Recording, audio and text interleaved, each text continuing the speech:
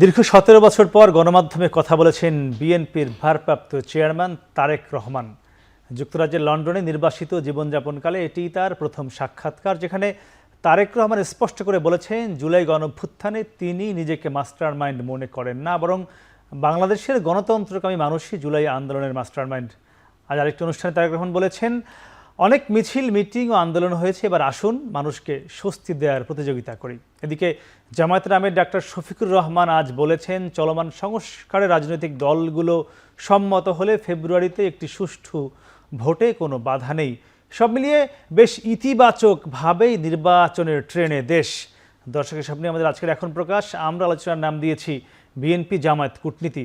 আর এ আলোচনা করতে আমাদের সাথে আছেন বাংলাদেশ জাতীয়তাবাদী দল বিএনপির স্বনির্ভর বিষয়ক সহ সম্পাদক ও সাবেক এমপি নীলোফার চৌধুরী মনি, আছেন এবি পার্টির সাধারণ সম্পাদক ব্যারিস্টার আসাদুজ্জামান ফুয়াদ, এবং আরও আছেন সিনিয়র সাংবাদিক মাসুদ কামাল। আপনাদের সবাইকে স্বাগত। দর্শকের পুরো আয়োজন আপনাদের সাথে থাকবো আমি মাহমুদ রাকিব। আমি একটু শুরু করতে চাই মাসুদ কামাল ভাই আপনাকে দিয়ে। আজকে নিশ্চয়ই আপনি বিবিসি বাংলায় তারেক রহমানের বক্তব্য ঠিক না, সাক্ষাৎকারটি দেখেছেন, এবং বাংলাদেশের রাজনৈতিক অঙ্গনে শুধু বিএনপি নয়, সবগুলো রাজনৈতিক দলই বেশ ইতিবাচকভাবে তার আজকে সাক্ষাৎকারটি গ্রহণ করেছেন, অনেকে প্রতিক্রিয়াও দিয়েছেন, এবং তিনি অনেকে বলেছেন তিনি খুব বেছে বেছে শব্দ চয়ন করেছেন তার পুরো সাক্ষাৎকারে। আপনি একজন সিনিয়র সাংবাদিক, দীর্ঘদিন ধরেই সংবাদ সংগ্রহ করে থাকেন, আপনি কিভাবে দেখছেন তার বক্তব্যটি, আজকের সাক্ষাৎকারটি? সাক্ষাৎকারটা আমি দেখেছি, আমি সকালেই দেখেছি, আসলে একাধিকবার দেখেছি আমি এটা, কারণ আমার কিছু কিছু জায়গা মানে একটু বোঝা দরকার ছিল। তো এটা তো একটা অসম্পূর্ণ সাক্ষাৎকার, কালকে এটা দ্বিতীয় অংশ হবে, তো কালকেও দেখব, তারপর হয়তো পূর্ণাঙ্গ একটা ধারণা পাওয়া যাবে। তো তারেক রহমানের সাক্ষাৎকার আগে হয়নি, কিন্তু ওনার তো খণ্ড খণ্ড বক্তব্য আমরা অনলাইনে গত 1 বছর ধরেই পাচ্ছি নিয়মিত। রাজনৈতিক অনুষ্ঠানে রেগুলার দিচ্ছিলেন। হ্যাঁ, উনি দিতেন, এবং ওইটার সঙ্গে এটার বক্তব্য খুব একটা পার্থক্য নেই। উনি এই ধরনের কথাই বলেন, এইভাবেই কথা বলেন, এবং উনি অনেক দিন ধরে আমি খুব লক্ষ্য করেছি যে উনি খুবই পরিমিতি বোধ ওনার মধ্যে খুব চমৎকার।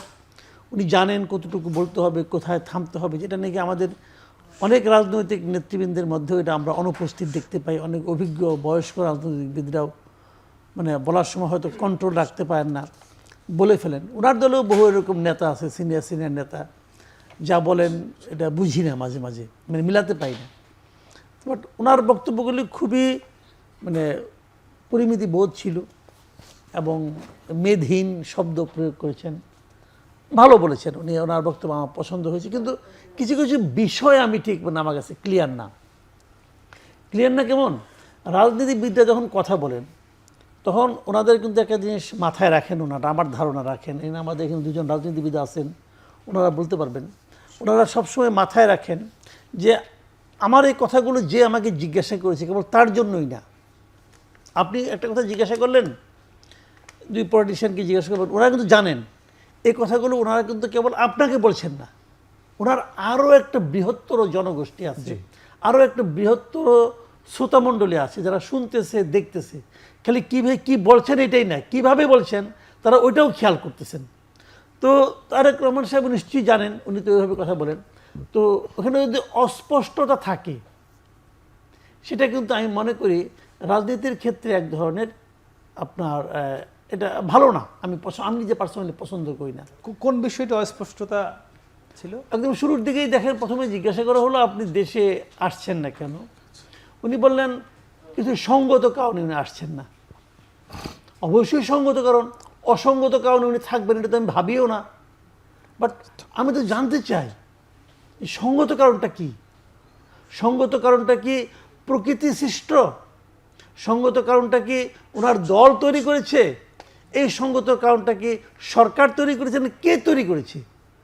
নাকি সেই সঙ্গত কারণ সৃষ্টির পেছনে আমার মতো সাধারণ পাবলিকের কোনো ভূমিকা আছে কিনা, সেটাও আমরা জানতে চাই। তো এই অস্পষ্টতাটা আমি ভেবেছিলাম উনি বোধহয় ক্লিয়ার করবেন। দেখেন এই প্রশ্নটা বাংলাদেশের যারা বিএনপি করেন অথবা করেন না সবার মনে আছে যে উনি কেন আসতেছেন না, কেন আসেন না, কবে আসবেন। পরবর্তী সময়ে এই প্রশ্নের স্পষ্ট উত্তর এখন পর্যন্ত উনিও দেন নাই, ওনার দলও দেয় নাই, কেউ দেয় নাই। কেন দিবেন না? আচ্ছা, আমরা সেই উত্তরটা মনে করে জানতে চাইবো। আমি তার আগে একটু ঘুরে আসি ফুয়াদের কাছে। ফুদ্দে আজকে বিএনপি ভারপ্রাপ্ত চেয়ারম্যান উনি তাকে যখন বিবিসি বাংলার সাংবাদিকরা চাঁদাবাজি এবং দখল নিয়ে প্রশ্ন করেছেন, বিশেষ করে দখলের কথা বলা হয়েছে, তখন তিনি বলেছেন, আমি একটু কোরআন কোট পড়ি 2-3 লাইন। 5 তারিখে যখন স্বৈরাচার পলাতক হয়ে গিয়েছে, পালিয়ে গিয়েছে, তখন স্বৈরাচারের যারা দখল করেছে তারাও সঙ্গে সঙ্গে পালিয়েছে। স্বাভাবিকভাবেই আমাদের নেতাকর্মীরা তাদের নিজেদের যেগুলি বৈধ সম্পত্তি, পৈতৃক সম্পত্তি, সেগুলো আবার ফিরে পেতে গিয়েছে। তখন আবার কিছু সংখ্যক লোক প্রচার করেছে যে বিএনপির লোকজন দখল করতে গিয়েছে, এরকম ঘটনা প্রচুর ঘটেছে। তিনি এবার আবার বলেছেন যে আপনি যে কথাটি বললেন সেরকমও কিছু ঘটেছে, সে কারণেই আমরা আমাদের অবস্থান থেকে ব্যবস্থা গ্রহণও করেছি। আমি বলতে যাচ্ছি, দখল নিয়ে তার কথাটি ছিল এরকম যে যেগুলো বিএনপির বিরুদ্ধে দখলের অভিযোগ আছে সেগুলো তিনি বোঝাতে চেয়েছেন যে এগুলো বিএনপির বিশেষ ক্ষেত্রে বা অনেক ক্ষেত্রেই বিএনপির সম্পত্তি ছিল, যেগুলো আওয়ামী লীগ দীর্ঘদিন দখল করে রেখেছিল। আওয়ামী লীগ পালিয়ে যাওয়ার পর সেগুলো আবার পুনরায় বিএনপি দখলে নিয়েছে। বিষয়টি কি এরকমই ভাবা যাবে কিনা? ধন্যবাদ। প্রথম কথা হচ্ছে, আংশিক তো এটা সত্য যে আপনার 16 বছরে শুধু বিএনপি না, যারা বিরোধী দলীয় রাজনীতি করেছেন অথবা যেখানেই ক্ষমতার অপব্যবহার করে যে কারো হাট, মাঠ, ঘাট, ইজারা, পুকুর, বাড়ি ঘর দখল করা যায়, এই ঘটনা সারা বাংলাদেশে ঘটেছে, লক্ষ লক্ষ মানুষের ঘটেছে, রাজনৈতিক মানুষের জীবনেও ঘটেছে, অরাজনৈতিক লোকদের জীবনে ঘটেছে। অতএব ওনার কথাটা এটা আংশিক সত্য, কোনো সন্দেহ নাই, কিন্তু পুরোটা সত্য না। তো আমাদের গ্রামে গঞ্জে এখন যা দেখতে পাচ্ছি, যেমন আমি এখন 1 সপ্তাহ পরে আমার এলাকায়, নির্বাচনী এলাকাতে ফিরলাম আজকে। আপনাদেরকে কিন্তু কয়েকটা এক্সাম্পল দেই। সেটা হচ্ছে যে একজন বালু ব্যবসায়ী, উনি রাজমিস্ত্রির কাজ করেন, উনি ওখানকার লোকাল ইটের ভাটার ব্যবসায়ী আছে। উনি বলছেন যে ওই এলাকাতে আপনার আওয়ামী লীগের আমলে বালুর যে ট্রলার যেত, সেটা প্রতি ফিটে আপনার 6 টাকা করে চাঁদা দিতে হতো। জি, যে কোনো বালুর ট্রলারে গেলে আওয়ামী লীগের আমলে এইটা উনি এখন বলতেছে যে এখন আমাকে চাঁদা দিতে হয় 21 টাকা, মানে 15 টাকা বেড়েছে, মানে 15 টাকা বেড়েছে। কত শতাংশ? এবং উনি ওই রুটটু নাকি, মানে রুট আর কি, মানে ওই এলাকা থেকে যারা বালু কিনবেন অথবা বালু ঢুকাবেন, অথবা আমি নতুন বিল্ডিং বানাচ্ছি, আমার বাড়িতে বালু আসবে, যে কোনো ফর্মে বালু ঢুকবে অথবা বেরোবে, এই এলাকার ভিতরে এইটা হচ্ছে রেট। না হলে ওই ট্রলার পর্যন্ত ভেঙে চুরে ফেলে দিচ্ছে আর কি, এরকম অবস্থা। বালু একদম পুরো আনলোড করে পানিতে ফেলে দিচ্ছে, নদীতে ফেলে দিচ্ছে, এবং নামসহ পদবিসহ বলেছেন কারা কারা। এর ভিতরে বহিষ্কৃত নেতাকর্মীরাও আছে। এইটা একটা এক্সাম্পল। দ্বিতীয়ত হচ্ছে মাহেন্দ্র ওই যে অটো টাইপের গ্রামে ট্রামে যেগুলো চলে টলে, আপনার এটাতে উঠলাম। তো কথা বলতেছি যে একটা বাস স্ট্যান্ড এবং মাহেন্দ্র স্ট্যান্ডের কথা বলেছেন যে আগে পুরো সবাই মিলে আপনার মাসে টাকা দিত 700 টাকা চাঁদা, আওয়ামী লীগকে দিত। এখন তারা দেয় 1700 থেকে 1900 টাকা দেয় প্রতি মাসে। এবং টাকাটা কারা নিচ্ছে? একদম নাম, পদবি, দল টল সহ সব। এটা কি বিএনপি নিচ্ছে নাকি জামাত এনসিপি আছে? লার্জলি মোটা দাগে বিএনপি নেতাকর্মীরা নিচ্ছে। এখন এই রকম আমার এলাকাতে আপনার স্বেচ্ছাসেবক দলের সদস্য সচিব ছিল, মাদক সহ ধরা পড়েছে, তাকে বহিষ্কার করেছে, গত কয়েকদিনের মধ্যে করেছে। বিএনপি যে অ্যাকশন নিচ্ছে না তাও না। এইটা কি বিএনপি চায় তার নেতাকর্মীরা এটা করুক? বিএনপির সিনিয়র নেতারা আসলে চায়ও না। সিম্পলি যেটা হয়েছে যে রাজনীতিটা এত পচে গেছে, এবং রাজনীতির ভিতরে গণতন্ত্র না থাকার কারণে যেটা হচ্ছে, মারামারি থেকে শুরু করে অস্বচ্ছ একটা জীবন, নদীবন্দর দখল করা, সব কিছু, এটা একটা ক্লায়েন্ট প্যাট্রন পলিটিক্সের ক্রাইসিস। এবং আমি মনে করি যে তারেক রহমান যেহেতু একটা সংস্কারের রাজনীতি প্রস্তাব করেছেন, ওনাদেরকে খোলা মনে এই কথাগুলো বলতে হবে যে হ্যাঁ, এই সমস্যাটা আছে, আমার নেতাকর্মীরা এগুলো করছে, এখনও করছে। কারা কারা করতেছে আমাদেরকে বলেন, আমাদেরকে সাহায্য করেন আপনারা তথ্য দিয়ে, আমরা অ্যাকশন নিব। এই খোলামেলা জায়গাটাতে আসলে যেটা হবে, দেশের রাজনীতিতে যে গুণগত পরিবর্তনটা আসবে বলে আশা করছি আমরা, সেই ব্যাপারে জনগণ আস্থা পাবে। মাসুদ ভাই কারেক্টলি এটা বলেছেন যে খোলামেলা কথা না বলে এলোমেলো অথবা ঘুরপ্যাচ কথা বলাটা এখনকার। আমরা আজকে তারেক রহমান খোলামেলাই বলেছেন, আমি আরেকটু পড়ি। তিনি বলেছেন যে দেখুন, আমরা একটা রাজনৈতিক দল, কিছু ঘটনা ঘটেছে, আমরা অস্বীকার করছি না, ঘটেছে যেমন আমরা ব্যবস্থা নিয়েছি তাদের বিরুদ্ধে, এটিও আবার সত্য। এই জন্য বলতেছি এটা খোলামেলা বলতে হবে যে ইয়েস, আমার নেতাকর্মীরা এই কাজগুলো করছে। একটু আপনার কাছে আসবো, আমি একটু যেতে চাই নীলুফার চৌধুরী মনির আপনার কাছে। দুটি বিষয় এসছে, একটি এসছে অস্পষ্টতা, আর এখানে এসছে দখল বা চাঁদাবাজি বিষয়। আপনি এখানকার বিএনপির প্রতিনিধি, তারেক রহমানের বক্তব্য নিয়ে কথা বলছিলাম। আপনাকে ধন্যবাদ। যারা শুনছেন আমার শুভেচ্ছা অভিনন্দন, আমার সহ আলোচক বৃন্দকে শুভেচ্ছা। দেখেন, উনার সাক্ষাৎকারে আমাদের নেতা জনাব তারেক রহমান সাহেব অসাধারণ, আমরা বলবো, আমরা না শুধু, তার বিপক্ষের যে জনগণ আছে অন্য দলের, তারাও কিন্তু চুলচেরা হিসাব করে সমালোচনার জায়গাটা কিন্তু খুব কম নেতিবাচক বলতে পেরেছে। এই আমরা ভীষণ খুশি এই সাক্ষাৎকারে। এখানে কিন্তু সরলতা আছে, সত্যবাদিতা আছে এবং স্বীকারোক্তি আছে। আমি যদি দুই পক্ষের যদি বলি যে ফুয়াদ সাহেব যেটা বলছেন সেখানে কিন্তু উনি স্বীকারোক্তি করেছেন যে হ্যাঁ হয়েছে, আমরা বিচার করেছি এবং বিচারটা কোন পর্যায়ে, আমরা তো বিচারের বাইরে কিছু করতে পারি না, কারণ আমরা আমাদের বহিষ্কারের বিচার, স্থগিত বিচারের বাইরে আমরা সরকারকে রিকোয়েস্ট করেছি, সরকার এখানে নির্লিপ্ত থেকেছে, সরকার বিচার করে নাই, সরকার অ্যারেস্ট করে নাই, সরকার শাস্তির মুখোমুখি তাদের আনেন নাই। এটা একটা দিক। আর দ্বিতীয়ত হচ্ছে মাসুদ কামাল সাহেব যেটা বললেন সেটাই কিন্তু উনি বলেছেন যে আমি খুব সত্বর আসব এবং আমি আসতে চাই, আমি ফিল করি সব সময়, এবং যতটুক তাড়াতাড়ি সত্তর, যেহেতু আমি নির্বাচন করব, নির্বাচনের আগে আমি যত তাড়াতাড়ি সম্ভব নির্বাচনের মাঠে থেকে আমি হ্যাঁ হ্যাঁ বলেছে মাঠে থেকে আমি নির্বাচন করব মাঠে থেকে। তো এইটাই মাঠে থেকে নির্বাচন করবে এবং উনি যেখানে আছেন, আমাদের কিছু সমস্যা যে হন না তা না, মুখোমুখি একজন মানুষ শারীরিকভাবে থাকলে যতটা লাভবান হয়, কিন্তু আমরা যে লস করছি তাও কিন্তু না। ওনার কথা মতো দল চলছে, দল খুব ভালোভাবে চলছে। অন্য অন্য জায়গাগুলো সবগুলাই প্রায় সমস্ত বাংলাদেশে যত বড় দলটা আছে, উনি তো প্রায় 8-10 বছর যাবৎ সরাসরি উনি রক্ষণাবেক্ষণ করেন। তাতে কিন্তু দলের চান না যে দেশে চাঁদাবাজি চলুক, তিনি চান না যে বিএনপি দখলদারিত্ব করুক, কিন্তু এগুলো তো কমছে না। এটা আপনার মনে করেন যে এটা সব দলেই কিছু না কিছু আছে। আপনি দেখেন সিলেটের যখন সাদা পাথর হারিয়ে গেল, ওইখানে কিন্তু খালি বিএনপি ছিল না, আরো কিন্তু অন্যান্য দল, সর্বদলীয় জোট ছিল। এরকম অনেক জায়গায় কিন্তু সর্বদলীয় জোট থাকে। যে এই যে চাঁদাবাজটা, যে উনি যেমন বললেন যে নাম ধরে ধরে বলতে পারবো, নাম ধরার মধ্যে এবং বাইরেও কিন্তু কিছু লোক থাকে, তাদেরও কিন্তু তারা দিয়েই খায়। আমরা যেটুকু খবর পেয়েছি, এখন উনি এর চেয়ে বেশি আমার মনে হয় না যে শাস্তি উনি দিতে পারেন। যখন যেভাবে শুনছেন উনি সাথে সাথে অ্যাকশনে যাচ্ছেন, এখন যেটুকু না শুনছেন সেইটুকু তো অ্যাকশনে যেতে পারেন না। আর যেখানে সরকারকে বলছেন, সরকার কিন্তু কোনো ব্যবস্থা নিচ্ছেন না, সরকার ব্যবস্থা নিচ্ছেন না, বা আপনার সরকারের সাথে যারা আছে তারা ব্যবস্থা, আইন শৃঙ্খলা রক্ষাকারী বাহিনী, তারা ধরপাকড়ে যাচ্ছেন না। এই জায়গাগুলায় আপনার যে পর্যন্ত নির্বাচনটা না হবে, সেইখানে আমাদের এর চেয়ে বেশি কিছু করার আর কি করতে পারি সম্ভব না। জি আপা, মাসুদ একটু জানতে চাইবো, যেটা আপা বলছিলেন যে সরকার ব্যবস্থা নিচ্ছে না, সরকার বলতে আইন শৃঙ্খলা রক্ষাকারী বাহিনীর কথা বলেছে। তারেক রহমান আজকে কথাটি বলেছেন, তিনি বলেছেন যে একটি রাজনৈতিক দল তো আর পুলিশিং করতে পারে না, তিনি তার সাক্ষাৎকারে এটি বলেছে। আচ্ছা, আমার আপনার কাছে জানতে চাওয়া, এই সরকার বিএনপির এই যেসব অভিযোগ আছে এইগুলোর বিরুদ্ধে ব্যবস্থা নিতে কেন পারছে না? কি ভয় তাদের? তারা নিচ্ছে না, তাই পাচ্ছে না। কেন নিচ্ছে না? কেন তারা না নেওয়ার অনেক কারণ থাকতে পারে। একটা কারণ বলি আমি আপনাকে, এই সরকার মানে দেখেন, এখানে আবার আরেকটা কথা আছে কিন্তু, এই চাঁদাবাজি সম্পর্কে তারেক রহমান সাহেবের যে বক্তব্য, এই বক্তব্যের একটা জায়গায় আমার একটু আবার আপত্তি আছে। উনি একটা গল্পের মতো করে বলছেন যে অনেক সময় এমন হয়েছে, দুই ভাইয়ের মধ্যে সম্পত্তি নিয়ে ঝামেলা বলেছে, এবং এক ভাই আগে ফ্যাসিবাদের, আমি বলি এক ভাই আগে ফ্যাসিবাদের হেল্প নিয়ে জমি দখল করেছিল, এখন ফ্যাসিবাদ পালাইছে, ওইটাও পালাইছে, এখন সে তার হারিয়ে যাওয়া সম্পত্তি পুনরুদ্ধার করছে। এটাকেও অনেকে চাঁদাবাজি হিসাবে বলছে। ঠিক আছে, দেখেন এই ঘটনাগুলো আমি বলি আপনাকে, একজন চোর, তাকে যদি আপনি হাতে নাতেও ধরেন, হাতে নাতে ধরে ফেলেছেন আপনি, তারপর তাকে জিজ্ঞাসা করেন, সে কিন্তু তার কাজের পক্ষে দুই একটা যুক্তি দাঁড়া করে দেবে, সে কী কারণে এই কাজটা করছে। কেউ কিন্তু স্বীকার করে না যে আমি এই কামটা করছি।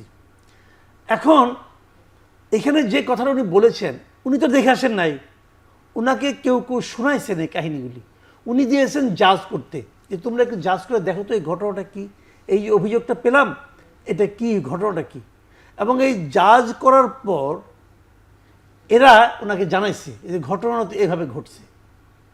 ঠিক আছে, এই ধরনের ঘটনা ঘটে না এই সোসাইটিতে, আমি তা বলি না, কিন্তু সেটা সংখ্যা হবে হাজারে একটা, মানে পুনরুদ্ধার যেটা। হ্যাঁ, তো উনি এটা তো বলছেন, তো উনি যখন এটা বললেন, উনি হাজারে একটা যেটা ঘটছে এটা তো উনি বলতেন না, বাট ওনার কাছে ইনফরমেশনটা গেছে যেটা, সেটা হলো গিয়া যে 10-এ 7টা আমার এই জন্য উদাহরণটা দিচ্ছেন। আমি এখানে ওনাকে সবিনয় বলবো যে যাদের উপরে আপনি নির্ভর করছেন এরা আপনাকে ডুবাবে, জাস্ট ডুবাই দিবে আপনাকে। এদের উপর বিশ্বাস করেন না। তাহলে দেশের মানুষ জিনিসটাকে এভাবে দেখে না। কিন্তু কি করার তাহলে তারেক রহমানের বিএনপির উপর যদি নির্ভর না করেন না না না না কি না, করবে? তা না আমি কি করা যেটা উনি ভালো বুঝবেন। সমস্যাটা তো ওনার, এটা তো আমার সমস্যা না। আমি যা দেখতেছি সেটা উনি আমার চেয়ে অনেক ভালো বুঝেন। উনি এত বড় দল চালাচ্ছেন, উনি আমার চেয়ে অনেক বেশি বুঝেন ভাই। আমি ওনাকে গেলে একটা জায়গায় কিন্তু বললাম যে আমার অভিজ্ঞতার আপনার সঙ্গে আমি শেয়ার করতে চাই। আমি মনে করি এই লোকগুলো আপনি ডোবাবে, এবং যখন মানুষ বড় হয়ে যায় তখন উনি অনেক ছোট ছোট জিনিস কিন্তু দূরের থেকে দেখে। কাজেই দেখানোর জন্য যাদের উপর নির্ভর করবেন আপনি, অন্তত এই লোকগুলিকে ঠিক মতো চুজ করেন। জি জি, এই লোকগুলিকে দেখেন। ওই লোকগুলো আপনার কাছে যে চেহারা নিয়ে যায়, সাধারণ মানুষের কাছে ওই চেহারা নিয়ে আসে না। একটু জানি আমি আপনার কাছে, আপনারা তারেক রহমানকে ডুবাচ্ছেন, মাসুদ না, ভাই উনি স্পষ্ট ডুবাবে করে কেন? বলেছেন। তিনি বিএনপির নেতা, তা হবে কেন? একটু জানতে চাই কেন ডুবাচ্ছেন এটা আপনি আমার ঝামেলা বাঁধেন না কিন্তু। না, না, এখান থেকে বাইরে কিন্তু ওনার সঙ্গে আমরা হাইটে যাবো, না না, ঝামেলা বাঁধেন না। এখানে যে আমরা ডুবাচ্ছি তা না। আমাদের মধ্যে অবশ্যই মাসুদ কামাল সাহেব সম্পূর্ণ যে অসত্য বলেছেন তা না। আমাদের মধ্যে বিএনপি একটা বড় সংগঠন, অনেক বড় সংগঠন, সেখানে অনেক রকমের লোক থাকে এবং একটা মধ্যপন্থা দল। এই কথা কিন্তু আপনারা বলে আসছেন আজকে বছর আমি বলি এটা তো অস্বীকার করার কিছু নাই। অস্বীকার করছেও না, সেই কিন্তু এটি কি জায়গায় ডাইমেনশনের কথা কেউ হতে না পারে?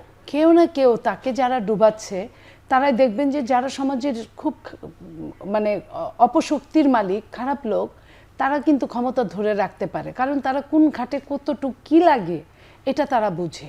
যারা এটা বুঝে না তারা অনেক ক্ষেত্রে এই যুগের সঙ্গে দাঁড়াতে পারে না।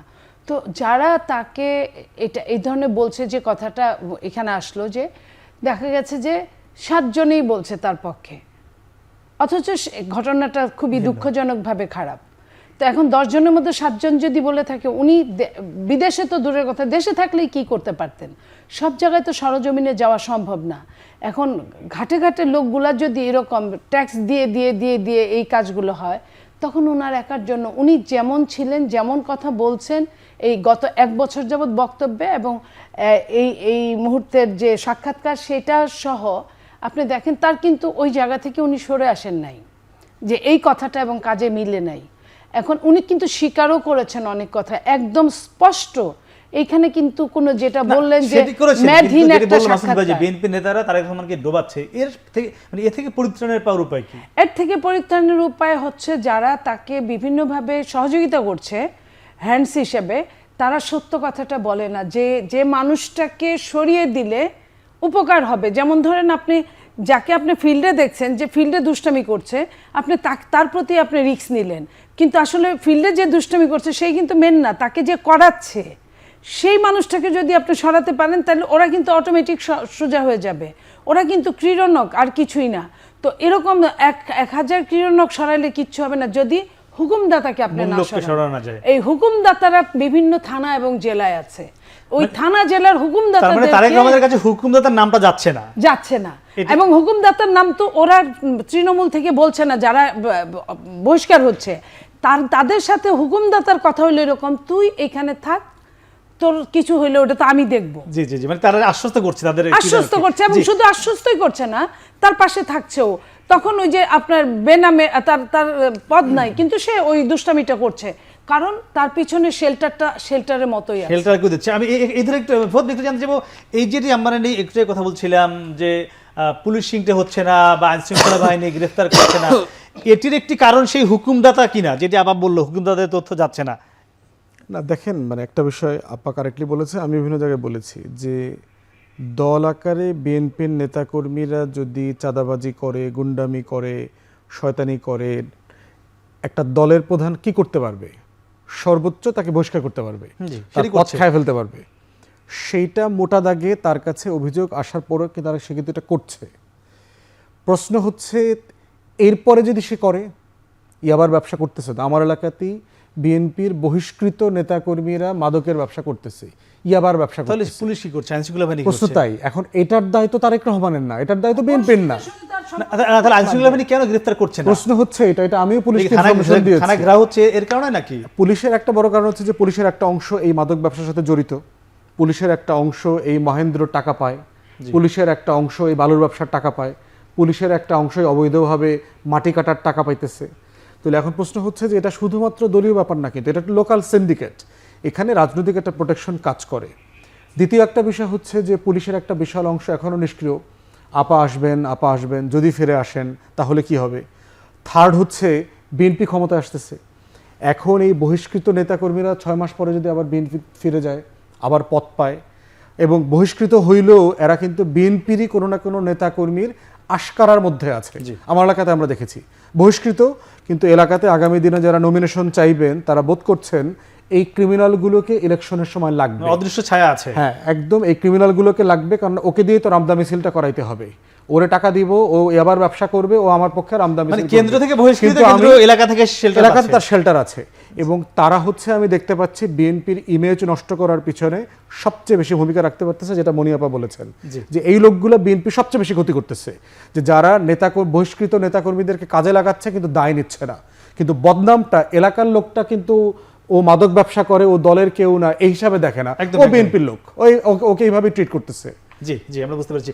মাসুদ, একটু আপনার কাছে ফিরতে চাই জামাতে শুনি। আমরা দেখলাম গত প্রায় 20 দিন ধরে প্রত্যেক দিনই জামায়াত ইসলামী কিংবা জামায়াতের আমিরের সঙ্গে কোনো না কোনো দেশের কূটনীতিকের সঙ্গে দেখা হচ্ছে, বৈঠক হচ্ছে, তার বাসা যাচ্ছেন কিংবা তিনি যাচ্ছেন। এটি বাংলাদেশের রাজনীতি কিংবা আগামী যে নির্বাচন আসছে এখানে একটি নতুন বার্তা দেয় কিনা ভোটারদের কিংবা বিভিন্ন দেশ বা বিদেশকে, আমি সে উত্তর জানবো। হ্যাঁ, আমরা কথা বলছিলাম মাসুদ ভাই, আপনার সাথে জানতে চাচ্ছিলাম যে আমরা দেখলাম গত 15 থেকে প্রায় 20 দিন হবে প্রত্যেক দিনই জামায়াতের আমির বা জামায়াত ইসলামীর সঙ্গে বিভিন্ন দেশের কূটনীতিকরা বৈঠক করছেন, তাদের অফিসে আসছেন বা তারা যাচ্ছেন, প্রত্যেক দিনই হচ্ছে। আমার মনে হয় একদিনও মিস যায়নি গত 15-20 দিনে। মানে এটি হয়তো আপনি বলবেন রাজনৈতিক দলের সঙ্গে এটি হতে পারে, যে কোনো কূটনীতিকরা দেখা করতেই পারেন, কিন্তু জামাতের সঙ্গে ধারাবাহিক বৈঠকটা আগামী নির্বাচনের সামনে কোনো ইঙ্গিত বহন করে কিনা? দেখেন ভাই, এগুলি কোনো ইঙ্গিত টিঙ্গিত বহন করে না। আপনি পৃথিবীর অন্য কোনো সারা দুনিয়ার পত্রপত্রিকায় ঘাটেন, দেখেন তো ইন্ডিয়াতে এরকম হয় কিনা যে পলিটিক্যাল পার্টির লিডারদের সঙ্গে ওই সমস্ত বিদেশি রাষ্ট্রদূতের মিটিং করে? পাবেন না ভাই। এটা হলো কি আমাদের দেশে, যেহেতু অন্য দেশে হয় না এই জন্য তো ইঙ্গিত বহন করার কথা। ইঙ্গিত বহন করে না আমাদের এগুলি করলে পরে আমাদের মিডিয়াগুলো খুব পাত্তা দেয়, মিডিয়ার সামনে ওরাও আসতে চায়, ওই যে সাদা চামড়া কালা চামড়া সবাই আসতে চায়। এটা দেখে আরো গুরুত্ব, এদেরকে ওদের দেশেও কেউ চিনে নাকি এই সমস্ত ইয়েদেরকে আর রাষ্ট্রদূতদেরকে? এখানে এসে মিডিয়াগুলো পাত্তা দেয়, নিউজ টিউজ করে, এরা খুব এনজয় করে যে আইসি এক দেশে, এরা সবাই আমাদের পাত্তা দেয়, আলাপ করলে পরে ছবি তুলে।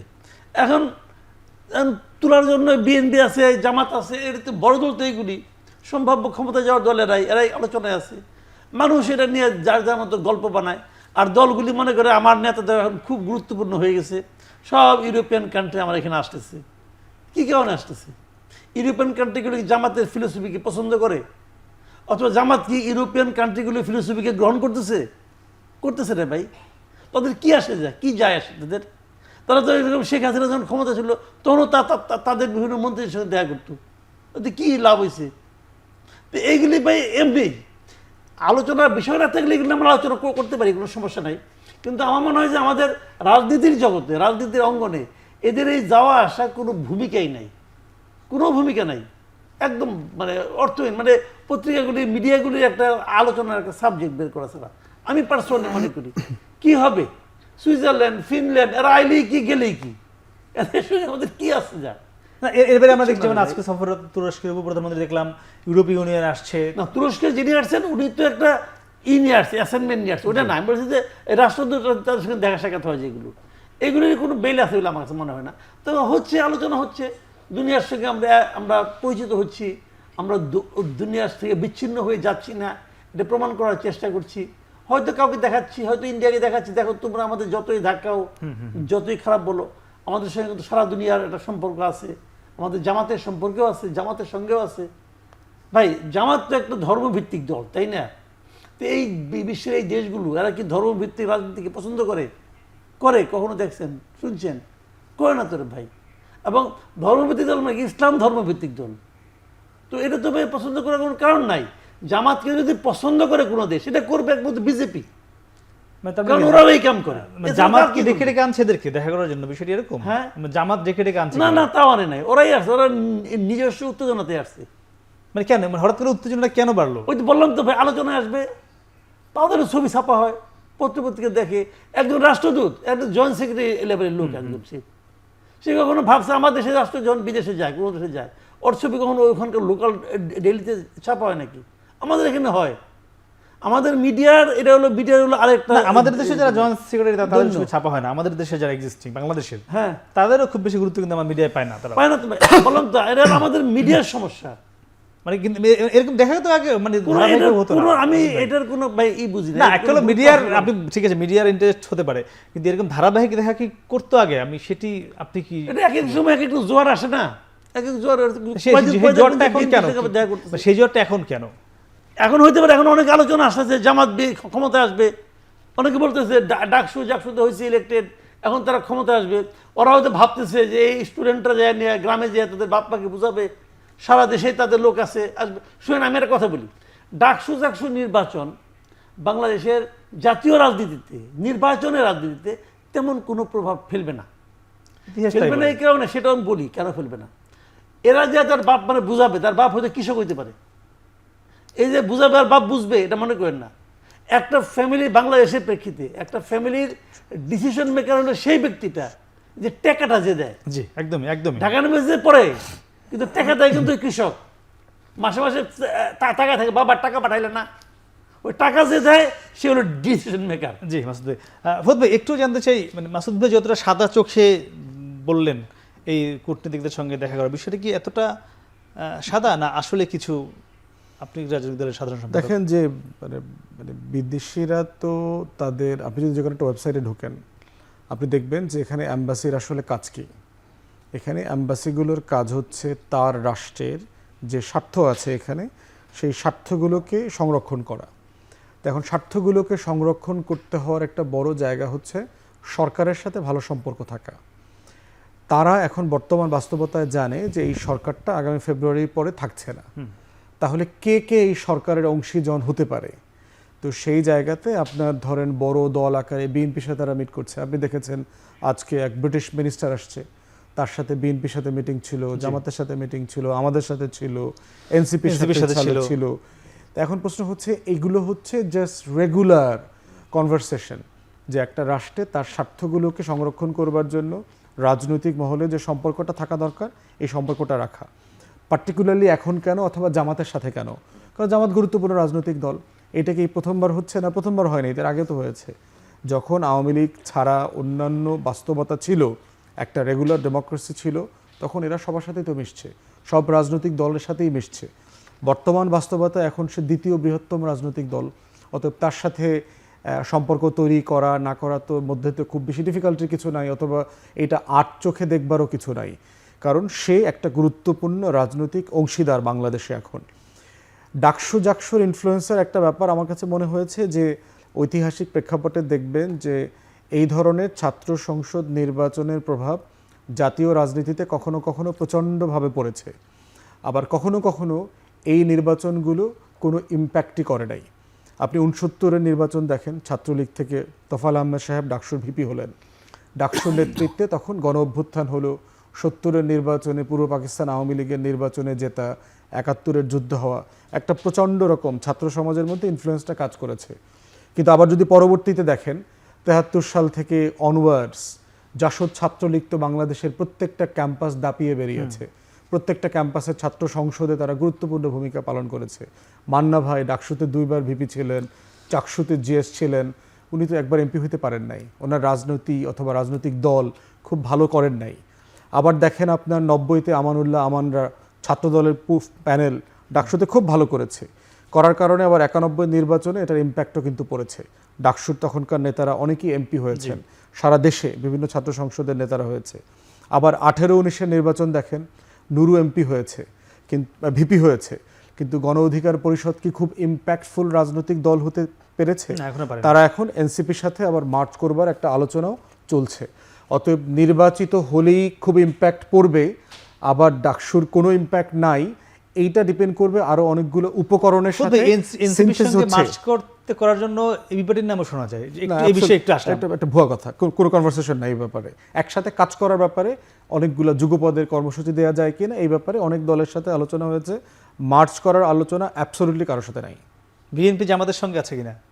মানে কর্মসূচির ব্যাপারে না, নির্বাচনী একদম জোট বা জোট তো ডিফারেন্ট আলোচনা। জোটের আলোচনা তো আপনার অনগোয়িং, সবার সাথে আছে, যে ভোটের জোট কাদের সাথে হতে পারে না পারে। না, মার্চ তো হওয়ার কথা রাজনৈতিক জোটের ব্যাপারে এখন পর্যন্ত আমরা আমাদের কোনো জোটে যাওয়ার, যুগপদে যাওয়ার কোনো সিদ্ধান্ত নাই।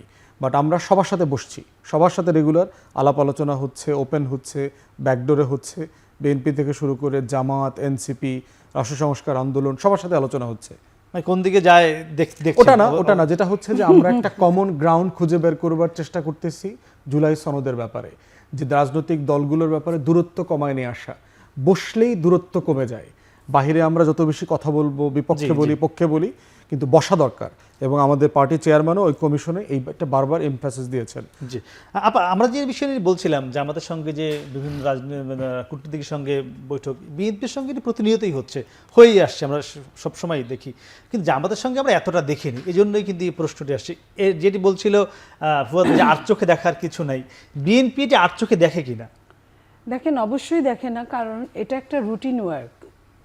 আগে জামাতের সাথে অত বসার প্রয়োজন পড়তো না। আওয়ামী লীগ ছিল, বিএনপি ছিল, আওয়ামী লীগ রাষ্ট্রীয় ক্ষমতা জোর করে ধরে রেখেছিল এবং তারা জোর করে এই রাষ্ট্রদূতদেরও সঙ্গে নিয়ে কাজ করার জন্য সবসময় একটা চাপাচাপিও ছিল। এবং না, তাদের মত না হলে কি হয়, আমরা কিন্তু মোহাম্মদপুরে দেখেছিলাম রাষ্ট্রদূতের উপর তার গাড়ির বহরে যে হামলা করা। তো সেই অবস্থাটা আমরা তখন দেখেছিলাম যে স্বৈরশাসক কি করতে পারে। তো বিএনপির এই ধরনের কোনো রকম কোনো টেন্ডেন্সি নাই। যার ওইখানেই যাক না কেন, বিএনপি এটা ওপেন করে দেওয়া, যে গেল। বিএনপির সাথে বরাবরই সব সময়, আমি ছোটবেলা থেকেই দেখছি যে বিএনপির সাথে তারা বসেন সব সময়। তো এটা নিয়ে বিএনপির আমার মনে হয় না যে ওই ধরনের কোনো আছে। তবে যে কথাটা ফুয়াদ সাহেব বললেন যে ভিপি, জিএস এগুলো হওয়ার সঙ্গে ওইটারও কোনো সম্পর্ক নাই, এটাও সত্যি। কিন্তু এইখানে একটা জিনিস গ্যাপ, যেটা যে 90-এর কথা অনেকেই বলেন যে 90-এর ডাকসু নির্বাচনটাকে কেন্দ্র করে এইটা এখন কেন হবে না। 90-এ যে ডাকসু নির্বাচনটা ছিল সেখানে বিএনপি এবং আওয়ামী লীগের মধ্যে তফাৎটা ছিল 2-3% ভোটের ব্যবধান ছিল, সমসাময়িক ছিল, আকাশ পাতাল ছিল না। কিন্তু এখন যেটা দেখেন, ডাকসু যখন থেকে হয় তখন থেকে কিন্তু বামরাই বেশি ডাকসুর নেতা হয়েছে অনেক জায়গা, অনেক আগে থেকে। তো বামরা তো ওইভাবে দেশ শাসন কোনো দিনই করে নাই। তো ওই হিসাবটা যদি আমরা করি, কিংবা মান্না ভাই যে কথাটা নিজেই বলেছে যে আমি তো 2বার ভিপি হয়েছি, 1বার জিএস হয়েছি, কিন্তু আমার তো আসলে কিছুই হয় নাই। তো ওই জায়গায় আমার মনে হয় যে দল টু দল ভেরি করে এখানে। যে আপনার 33 আছে, আপনি ওইটা দেখে হয়তো বা 1% বাড়লো বা 2% বাড়লো, কিন্তু আপনার যদি 8% থাকে, 10% থাকে, ওইটাকে কিন্তু 30%, 40% করতে পারে না। এটা হয় না, আমার কাছে এটাই মনে হয় মোটা দাগে। এটার প্রভাব ওদিকে যাবে না, অতটা যাবে না। আপা একটু আপনার কাছে আবার জানতে চাইবো যে গণভোট নিয়ে একটু। আপনি জানেন যে আমরা দেখেছিলাম বিএনপি গণভোটের সাথে ছিলই না, চাচ্ছিলই না। এখন আস্তে আস্তে গণভোটের দিকে এসছে। সর্বশেষ সালাউদ্দিন আহমেদ যেটি আজকেও বলেছেন যে নির্বাচনের দিন একই সঙ্গে গণভোট হতে পারে, জাতীয় নির্বাচনের সঙ্গে জুলাই সনদ নিয়ে গণভোটও হতে পারে। আবার কেউ বলছেন আগে সাংবিধানিকভাবে জুলাই সনদটি হোক, অন্যান্য দলগুলো বলছে। তো যদি গণভোট নির্বাচনের দিন হতে পারে, তাহলে আগে হলে সংকট, মানে সমস্যাটি কোথায়? দেখেন, এটা আগে হওয়ার মধ্যে এইরকম, যেটা নির্বাচনের টাইম আছে কত, 3-4 মাস। 3-4 মাস গণভোট সম্পর্কে অনেকে ওয়াকিবহাল না। গণভোট হয়েছে অনেক বছর আগে, যখন রাষ্ট্রপতিকে নিয়ে হয়েছে। তো এটা এক না, এটা জুলাই সনদ। সেকেন্ড থিং হলো যে আপনার নির্বাচনের দিনই যদি হয়, তাহলে আপনার এক খরচেই প্রায় হয়ে যাচ্ছে। খরচটাও কিন্তু একটা ব্যাপার। 1 বছর আগে আপনার একটা নির্বাচন হয়েছে, 1.5 বছর আগে আবার আরেকটা জাতীয় নির্বাচন হচ্ছে, সেটার সঙ্গে আবার গণভোট যদি আপনি আলাদা করেন, প্রায় সব খরচ, একমাত্র ব্যালট পেপার ছাড়া, ব্যালট পেপারও একই খরচ। একটা এমপি ইলেকশনে একটা ব্যালট পেপারই থাকে, সেইখানে আপনার এখানে 2টা ব্যালট পেপার হয়তো দেওয়া হবে একদিনে হলে। এছাড়া কিন্তু সমস্ত অফিসিয়াল স্টাফ বলেন, পুলিং এজেন্ট বলেন, পুলিং অফিসার বলেন, সব কিন্তু শুধুমাত্র খরচ কম হয়। এটা একটা কারণ। আরেকটা কারণ সময়ের অত্যন্ত অভাব। এটা এমন যদি হতো 2 বছর পরে নির্বাচন, তাহলে এর মধ্যে এটা করে ফেলা যেত। যেহেতু 1-2 মাসের ব্যাপার, এটা এমন কিছু না। আর এটা ইম্প্যাক্টও তো পড়বে না, একই দিনে কাউন্ট হবে এমপি ইলেকশনের ভোটটা, একই সময় কাউন্ট হবে আপনার জুলাই সনদের ভোটটা। তাহলে কাউন্ট যদি হয়, এমপিরা তো ওই মুহূর্তেই তার উপর এমবার্গো বা খবরদারি করতে পারবে না, কারণ এমপি হতেও গেজেট হতেও কিন্তু 2-3 দিনের ব্যাপার থাকে। তাহলে আপনার এটা হলে সমস্যাটা কোথায়? এটা তো সিম্পল ব্যাপার। আপনি যে কথাটা বলছেন, বিএনপি তো রাজি ছিল না। বিএনপি জনগণ নিয়ে কাজ করে বিধায় আপনি দেখেন 96তেও বিএনপি কিন্তু তত্ত্বাবধায়কে রাজি ছিল না, কিন্তু জনগণ যখন চেয়েছে তখন বিএনপি জনগণের প্রতি শ্রদ্ধাশীল হয়েছে। ঠিক একই অবস্থায় বিএনপি এই জুলাই সনদটা জনগণের মানে জনগণ তো চায় না, এখানে জনগণকে যারা প্রতিনিধিত্ব করে বিভিন্ন রাজনৈতিক দলরা, সব রাজনৈতিক দলরা যেহেতু ম্যাক্সিমাম রাজনৈতিক দলরা এটার ভোটটা চেয়েছে, বিএনপি সঙ্গে সঙ্গে স্বীকার করেছে। বিএনপি প্রথমে সেক্ষেত্রে যদি এটার ম্যাক্সিমাম সাথে যদি ছিল আবার না। এটাই চায় যে আগেই হোক, সেক্ষেত্রে স্বীকার করে নেবেন। সেক্ষেত্রে স্বীকার করাটা ঠিক হবে না। এই কারণে আমি বলছি সময় এবং অর্থ দুইটাই। বাংলাদেশে অর্থ কতটুকু আছে আপনিও জানেন, আমিও জানি। এমনি আমরা ভীষণ টানাপোড়েনের মধ্যে আছি, আমাদের ম্যাক্সিমাম অর্থই আপনার ঋণ দিতে দিতে সুদ মাসুদ ভাই, দিতে একটু দিতে জানতে চলে চাই, এই যে যাচ্ছে। গণভোটের যে বিষয়টি আমরা দেখলাম যে বিএনপি নির্বাচনের দিন গণভোট চাইছে, আজকে বলেছেন, আপা বলছিলেন যে বিএনপি সবসময় জনগণের চাওয়া সেটিকে গুরুত্ব দিয়েই সেদিকে এগোয়। এখন যদি জনগণ বা আপা বলছেন যে জনগণের যারা প্রতিনিধিত্ব করছে তারা যদি বেশিরভাগই চায়, আমার প্রশ্ন আপনার কাছে যে গণভোটটা যদি আগেই হয় বা সাংবিধানিক আদেশে যদি জুলাই সনদটা বাস্তবায়ন হয়, আপনার কি মনে হয় বিএনপি সেটিও মেনে নেবে কিনা? মাসুদ, আমি সেটা তো জানি মাসুদ ভাই। আমরা ছিলাম সিনিয়র সাংবাদিক মাসুদ কামাল আপনার কাছে, যেটি জানতে চাচ্ছিলাম যে আমরা দেখেছি যে বিএনপি কিন্তু গণভোট প্রথমে চাচ্ছিল না, জুলাই সনদ দিয়ে নানান যুক্তি তর্ক বিতর্ক ছিল, সেখান থেকে অনেক কিছুই বিএনপি মেনে নিয়েছে। আপা বলছিলেন যে জনগণ যেটি চাচ্ছে বিএনপি সেদিকেই যায় এবং সেদিকেই যাচ্ছে। আমার প্রশ্ন আপনার কাছে, বিএনপি যেহেতু নির্বাচনের দিন গণভোট পর্যন্ত একাত্মতা মানে একমত পোষণ করেছে, অন্যান্য দলগুলো চাচ্ছে অনেকে যে এটি আগেই সাংবিধানিকভাবে জুলাই সনদটি বাস্তবায়ন হোক বা গণভোটটি আগে হোক, বিএনপি সেটিও মেনে নেবে কিনা শেষ পর্যন্ত? শুনেন, আমি একটা কথা বলি। বিএনপি গণভোটে রাজি হয়েছে, খুব আগ্রহের সঙ্গে রাজি হয়েছে, হয় নাই। বিএনপি এই যে আগে যে বিএনপির বক্তব্যটা কি ছিল, বিএনপি তো মনে করে তারা ক্ষমতায় যাবে, এবং এই মনে করার থেকে তাদের বক্তব্য আমরা যখন যাবো তখন সংসদে এটা পাস হবে। কিন্তু অন্য অন্য যারা আছে তারা বিএনপিকে বিশ্বাস করে না, যদি আপনি পাস না করেন, কাজে আগেই পাস করতে হবে। এটা তো মূল ঘটনা ভাই। আপনার মুখে যাই বলেন না কেন, ইনে বেনিয়া, মূল কথা হলো এটা। তাহলে কি হলো, বিএনপিতে কেউ বিশ্বাস করে না, তো বিএনপিটা কেউ হ্যাপি হওয়ার কথা না। আচ্ছা, বিএনপি তর্কের ক্ষেত্রে মেনে নিছে। আচ্ছা, একটা কথা বলেন তো আমাকে, যদি গণভোটে পাস না করে তাহলে কি হবে? আপনি কি ধরে নিছেন পাস করবে? 3বার গণভোট হয়েছে আমাদের এখানে। না, ধরে নেওয়ার তো কথা। একবার পাইছে 98% জিয়াউর রহমান, জি, এরশাদ পাইছিল 94%, আর তারপরে আরেকটা হয়েছিল যে রাষ্ট্রপতি শাসিত ক্ষমতা থেকে মন্ত্রিপরিষদ মানে আপনার মন্ত্রিপরিষদ শাসিত ক্ষমতা যাওয়ার জন্য, এটা হচ্ছে 91, জি। মানে খালেদা জিয়া যখন ক্ষমতায় এসে বসে তখন এটা হয়েছিল। সেখানে পাইছিল 84%। মানে আপনি এবার মনে রাখেন একটা কথা বলি, এইবার এরকম যে আপনার 80-82% পায় যায় না, এটা হবে না রে ভাই। দেখেন না কি হয়, যদি গণভোটে না ভোট জিতা যায় তখন বাদ বাকি 34 দল কি বলবে? তখন তো মেনে না যাবে না, আর জুলাই সনদ হবে না। জিনিসটা কি হলো, সবাই কিন্তু ধরেই নিছে গণভোট হইলেই আমি জিতবো। যদি না জিতে, যদি বিএনপির এই যে আপনার বেজ্জতি করছে, না, এটা তো বিএনপি বুঝতে পারে যে হ্যাঁ এই গণভোটে হারতেও পারে। না, বিএনপি যে মনে করে যে তোমরা আবার মিলে সবাই মিলে বেজ্জতি করছো, আমরা বিশ্বাস করো নাই। ঠিক আছে, গণভোটে আসো। আর যদি বিএনপি এই কথা আসতে গেলে তার দলের প্লাবনকে কয়ে দেয় তোমার না ভোট দাও, আর ওদিকে তো আওয়ামী লীগ তো আছেই, কি হবে ভাই? না, কিন্তু সেটি করছে না কেন, সেটি করছে না কেন, সেটাই জানবার ইচ্ছা। কে এটা ভাই? এটা তো রাজনীতি রে ভাই। আচ্ছা, রাজনীতি। জি ফুদ ভাই, রাজনীতির অনেক কিছু সামনে দেখার বাকি আছে। মানে যেটি বলছিলেন মাসুদ ভাই যে গণভোট হলে যে এটি জুলাই সনদের পক্ষেই যে আসবে না, এটি কিন্তু তিনি বলছেন উল্টোটাও হতে পারে। আমার চাওয়া যে আপনার কি মনে হয় বিএনপি শেষ পর্যন্ত গণভোটের নির্বাচনের আগেই আসবে কিনা? একটা বিষয় হচ্ছে যে পদ্ধতির আলোচনাটা তো এখনো কনক্লুসিভ হয় নাই, বাট মোটামুটি একটা দাগে আসছে যে অনেকগুলো রাজনৈতিক দলই প্রায় কাছাকাছি চলে এসছে যে সনদ বাস্তবায়নের প্রক্রিয়াটা কি কি হতে পারে। তো এই গণভোটে যাওয়ার ব্যাপারটা হচ্ছে একটা অপশন যেটা প্রায় কাছাকাছি এসছে।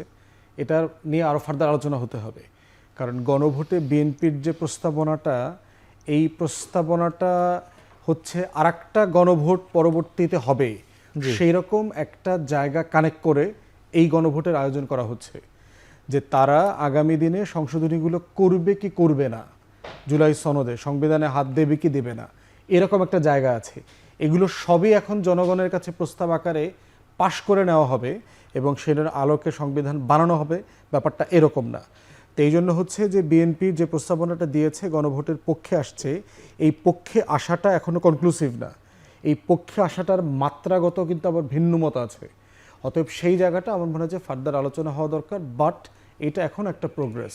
আমরা আরও অনেকটুকু এগিয়ে গেছি যে বাস্তবায়নের প্রক্রিয়া নিয়ে কথা বলার জায়গাতে। সপ্তাহে 1-2 দিন পরে আবার সবাই বসছে, আমার বিশ্বাস যে একটা সমাধানের দিকে আমরা চলে যাব। কি মনে হয়, মানে ভোটের আগে কিছু সমাধান আসবে জুলাই সনদ নিয়ে, ফেব্রুয়ারির আগেই? মানে জুলাই সনদ নিয়ে তো মোটা দাগে আমরা এখন একমত, নোট অফ ডিসেন্ট সহ যেখানে এসছে। না, একমাত্র শুনছি আজকে মানে কয়েক মাস ধরে, কিন্তু একমাত্র শেষ পর্যন্ত হচ্ছে না। বাস্তবায়নের প্রক্রিয়াতে আটকে গেছি, হ্যাঁ। বাস্তবায়নের প্রক্রিয়াতে আটকে গেছি। এখন আমি বরাবরই আশাবাদী মানুষ আর কি, কারণ ঐকমত্য কমিশনের শুরুর দিকে আমরা যেখানে ছিলাম আর এখন 3 মাস 4 মাস 6 মাস পরে যেখানে এসে দাঁড়িয়েছি, সেটা আসলে অনেক জায়গা আমরা আসলে একমত হয়ে এগিয়েছি। বাংলাদেশের রাজনৈতিক ইতিহাসে এই রকম একটা লম্বা সময় দেশ নিয়ে আলোচনা করে একমত হওয়াটা খুব সহজ কাজ না আমাদের রাজনৈতিক হিস্ট্রিতে। অতএব এই পলিটিক্যাল কালচারটা শুরু হয়েছে, এটা চলতে দেওয়া দরকার। এই কনভারসেশন, প্রেশার, কালেকটিভ সম্মতি অর্জন করা, এটার ব্যাপারে আমাদের ইতিবাচক থাকার আমি পক্ষে আর কি। জি, মনিব, আপনার মাধ্যমে শেষ করতে চাই। মাসুদ ভাই একদিকে বললেন যে গণভোট নিয়ে আপনাদেরকে আশার বাণী শোনালেন, আবার বললেন যে বিএনপিকে মানুষ বিশ্বাস করে না, দলগুলো বিশ্বাস করে না। এই বিশ্বাস আপনারা ফিরিয়ে আনতে পারবেন কিনা? দেখেন, এটা ফিরিয়ে আনার, বাংলাদেশের রাজনীতি যত অস্থিতিশীল যে অবস্থার মধ্যে দাঁড়িয়ে আছে, বিএনপি কেন কেউ কাউকে বিশ্বাস করে না, এখানে কেউ কাউকে বিশ্বাস করে না। এই কথাটাই আমাদের, এই বিশ্বাসটা ফিরিয়ে আনতে পারলে বাংলাদেশের গণতন্ত্র সুদূর প্রসারী হতো, বাংলাদেশের গণতন্ত্র একটা সফলতার মুখ দেখতো। বাংলাদেশের গণতন্ত্রকে বলা হতো না যে আতুর ঘরেই এটা মৃত্যুর মুখোমুখি, আইসিইউতে আছে। এটা সবার ক্ষেত্রেই একই ব্যাপারগুলা প্রযোজ্য। আপনার আওয়ামী লীগ হলেও কেউ বিশ্বাস করতো না, জামাত হলেও কেউ বিশ্বাস করতো না, জামাতকে তো আরও করতো না স্বাধীনতা বিরোধী শক্তি হিসেবে। সো বামরা তো কখনো আসতেই পারে না। ওনারা নতুন দল করেছেন, আস্তে ধীরে ওই পর্যন্ত এখনো জনপ্রিয়তা পায় নাই। যাদেরকে জনপ্রিয়তা আছে, বড় দল, তাদের কাউকেই কেউ বিশ্বাস করে না। এই বিশ্বাসটা থাকা উচিত যে ওই শরৎচন্দ্র বলছেন না, বিশ্বাস করিয়া সংসারে নারীর চরিত্রে ঠকাও ভালো, কিন্তু অবিশ্বাস করিয়া পাপের ভাগী হওয়া ভালো না।